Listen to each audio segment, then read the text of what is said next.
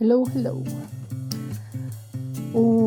Tokrat sem se lotila končno sejtana, pšeničnega mesa, glutenskega zrezka, veganski piščanec mu tudi pravijo, brezmesno meso, veganski zrezek.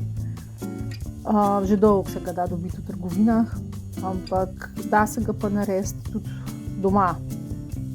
In sicer z moke in vode, tako kot testo za razvleči, za recimo štrudel ali pa burek.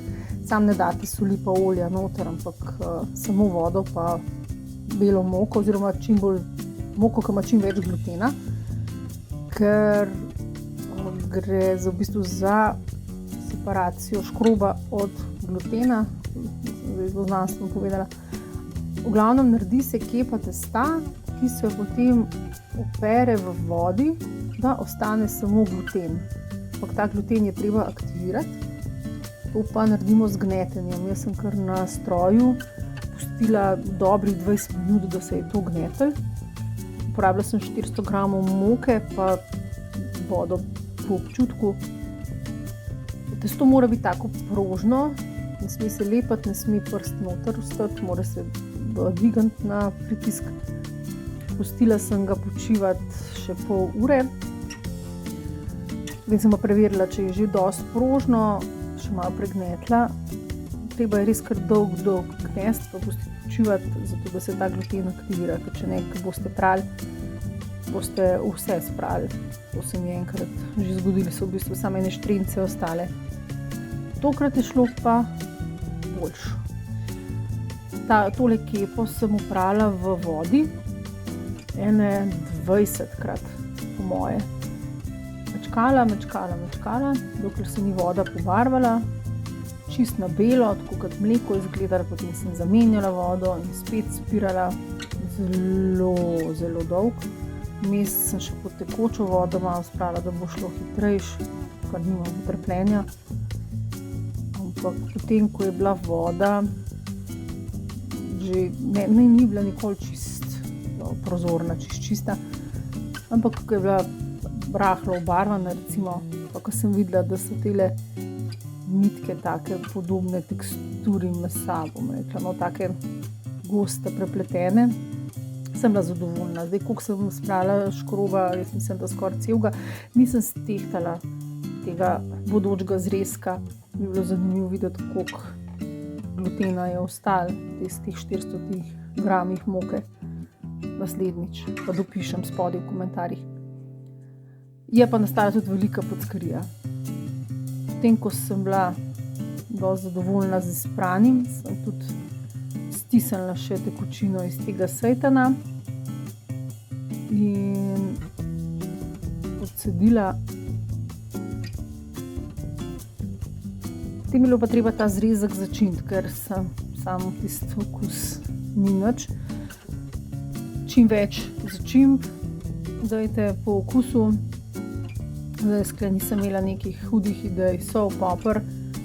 Muškatni orešček mi bi malo poudaril kokren okus mesa, sem probala, ni bilo nič narobe. Česen, čebula v zrnju, rdeča paprika sladka, pa dimljena paprika, da pa še malo bolj mesnat okus. Vidim tudi, da jo moram kupiti.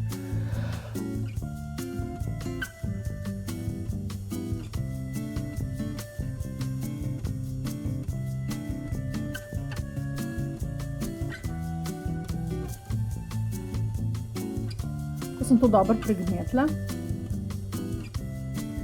takole izgledam, dobro umasirati noter. Olja nisem tukaj nič dajala, samo začimbe. Date tudi kakšen kajenski poper, lahko tudi kariko. Tukaj smo šli bolj na to, da bo podoben mesu. Potem sem ga probala zaviti v en tak vozel, da bo čim bolj prepleten, da bo čim bolj teksturi mesa podoben, če se gremo že izdelavo enega zrezka. Pa sem ga pa pustila še malo počivati.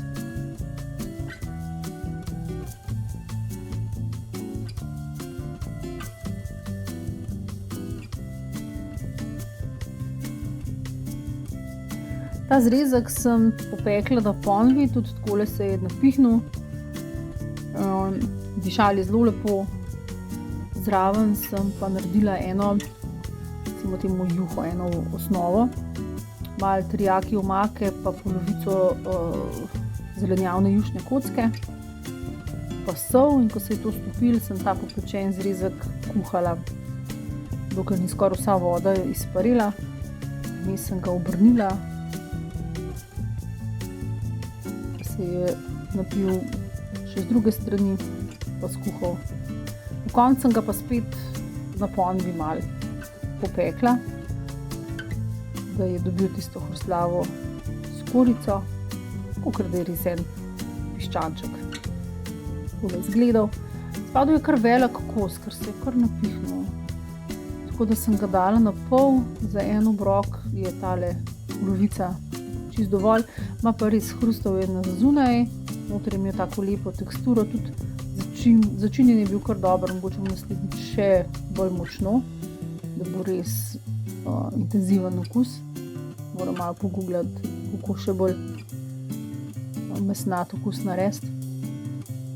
Zraven sem jedla prilogo iz jajčevcev, pa nekaj zelenjave. To je to. Zame je veliko časa, drugače pa kar enostaven. Poskusite. Dober tek. Čau.